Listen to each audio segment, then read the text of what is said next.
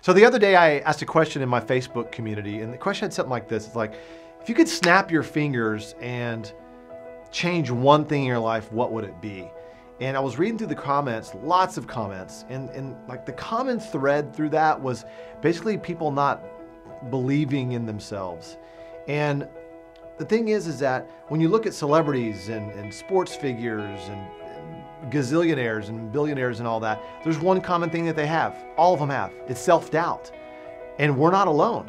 Matter of fact, William Shakespeare said this: "Our doubts are traitors and make us lose the good we oft might win by fearing to attempt."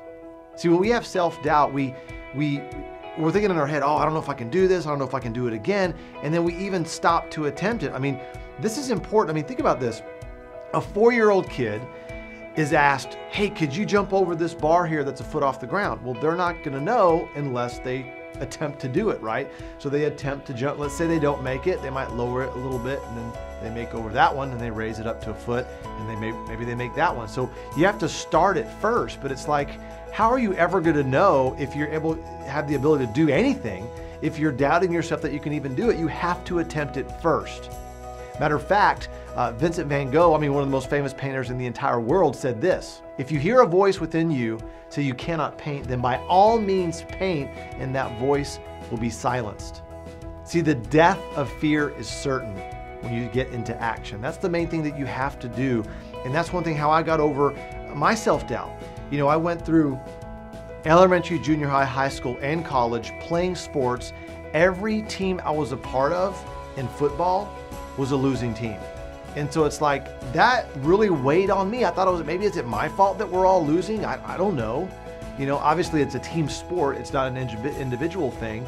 But then after all my sports life, I got into business and then failed for another 8 years. And so I really had a complex in my head about, man, can I even do, what am I supposed to do when I grow up? And so it wasn't until I got over myself and stop thinking about myself and me and start focusing on others and how can I serve them. And I started realizing, man, I can help other people. Now there's more to this. In other episodes, I'm going to get into the details of how to get over your self-doubt.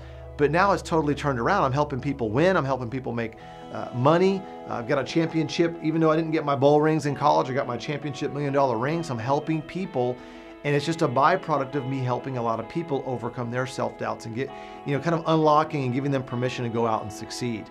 And one of the world's greatest basketball players of our time said this: "I have self-doubt, I have insecurity, I have fear of failure. I have nights when I show up at the arena and I'm like, my back hurts, my feet hurt, my knees hurt. I don't have it. I just want to chill." We all have self-doubt. You don't deny it, but you also don't capitulate it. You embrace it. See, we all have it. You have to learn how to kind of silence that self-doubting voice, because it's always going to be in there.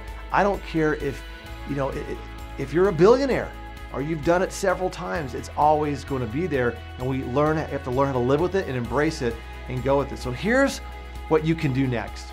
Step 1, take inventory of the areas of your life where self-doubt creeps in the most. This is important because when you start to take inventory about what's happening, you can start identifying maybe certain common areas. And then step 2, think about something that recently happened and ask yourself, how could I have looked at this differently? I think it's important that what else are you giving meaning to, right? Especially as an adult, and you look back at something that happened to you when you were 5 years old, you're an adult now, so you can look at it differently. At least I hope so, right? And so you can start, what would it mean if I looked at it this way? What kind of meanings do we're meaning-making machines? And that's one thing that's really going to help you by looking at, taking inventory and looking at how this is happening. Step 3, start thinking about where your doubt originated. Was it from family behaviors, events, people, situations, circumstances?